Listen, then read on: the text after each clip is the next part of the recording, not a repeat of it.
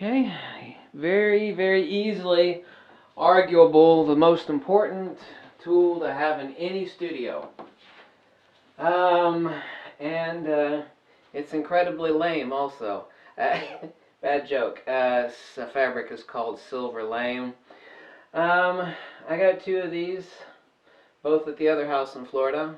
Neither one is collapsible, so they remained there. So I needed to make another one of these for the video. And how much do you think if you were to buy one of these from Westcott?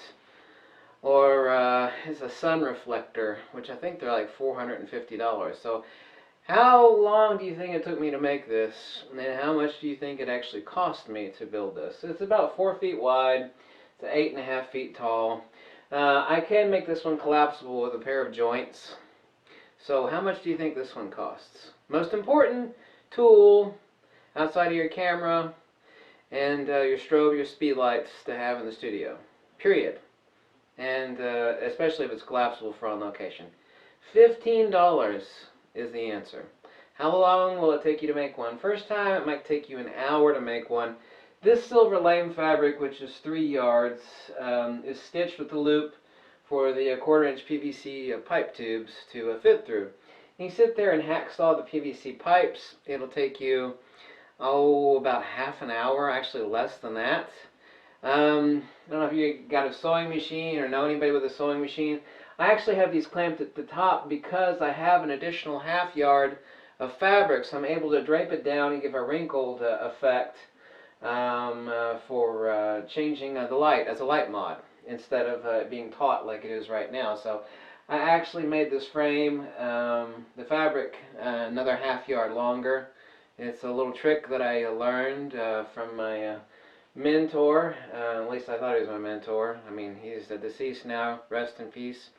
Dean Collins. He showed us a lot of neat tricks back in photography school. You basically haven't heard of him today, but he's like the Moses of lighting. A brilliant person. He was always talking about creating things with PVC piping, and I've made a lot of things.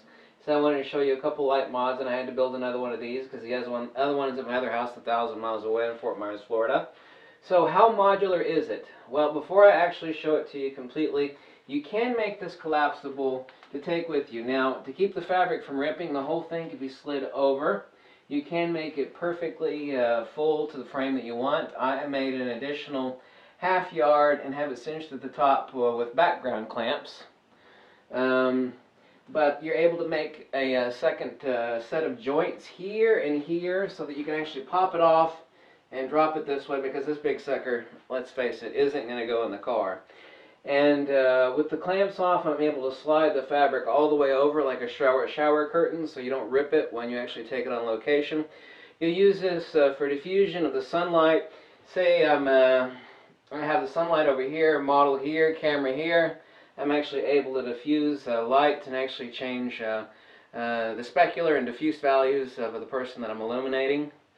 Incredibly useful in the studio, especially with single light use. I'm actually able to use some bounce light. Over here, I'm actually, since there are various grades of lame, silver lame fabric, this is semi-transparent lame, which is my favorite. The other stuff is as bright as chrome plating, basically, which you can find on typical circular reflectors. It's too bright for what I've found to be the most useful. So I actually use semi-transparent silver lame fabric, like on this Westcott reflector. Actually, I don't have the silver out, but the silver has about the high reflectance as this gold one does, except this is a modular one that's reversible. I have the silver on the inside. This is also the sort of a silver lame that you can get to coat this. I am not a fan of it. I've actually seen people use this more than this stuff that I'm using, the semi-transparent lame. Here you go. Very high reflectivity. Don't like it. It actually also, if you're going to use this in a shoot, a model shoot, take a SCRIM with you to a location.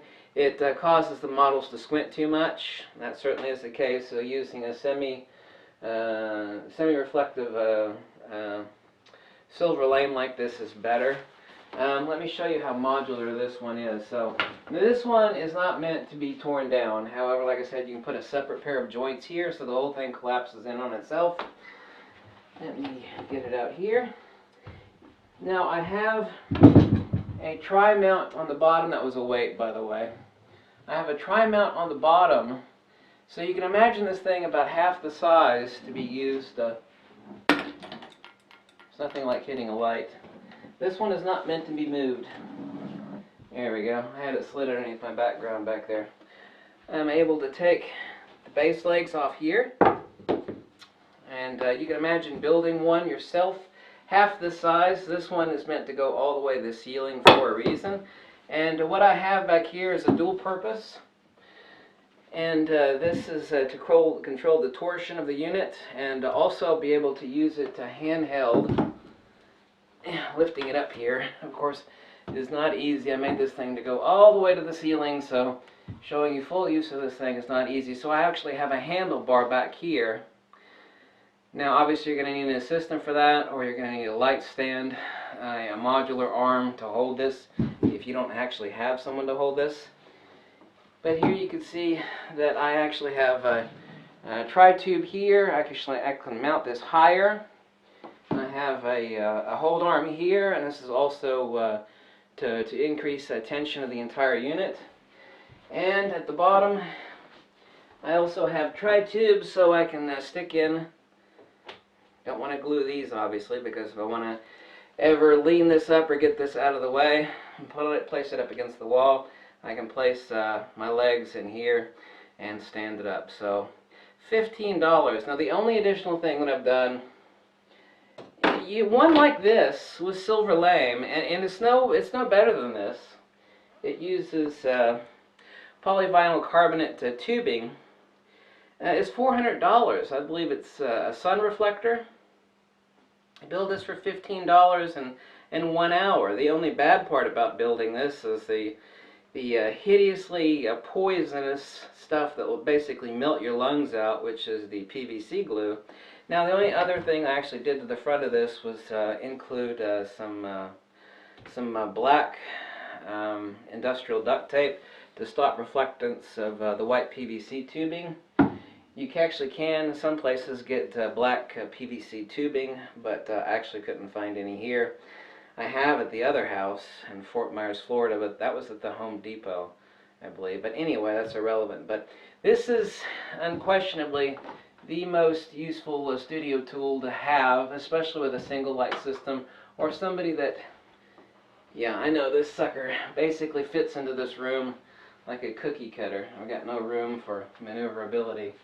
Showing you the back of this thing, considering the fact that it's 8.5 feet tall, is not that easy.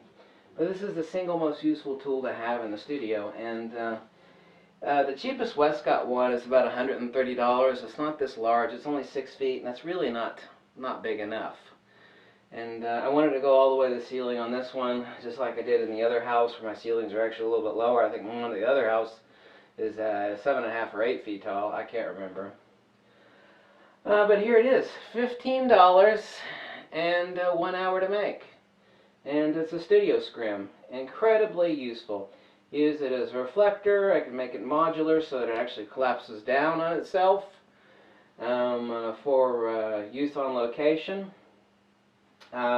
Using semi-translucent silver lame like this, I'm actually able to use it as a diffuser with a neat effect. So I can actually drop down my subject illumination without necessarily needing a ND filter on location by just using this as a diffuser for your ambient, your sunlight. And oh, let me show you another one of these. I actually have not hooked up I've got the white fabric off of this, but you can put anything you want on this. This is another one that you can make in about 15 minutes. And I've actually used a three female socket here on the base, and this screws in to my holder over here, so I'm actually able to place this anywhere in here with any sort of fabric that I want. I'm just going to use some studio clamps at the top or bottom, like, let me show you here.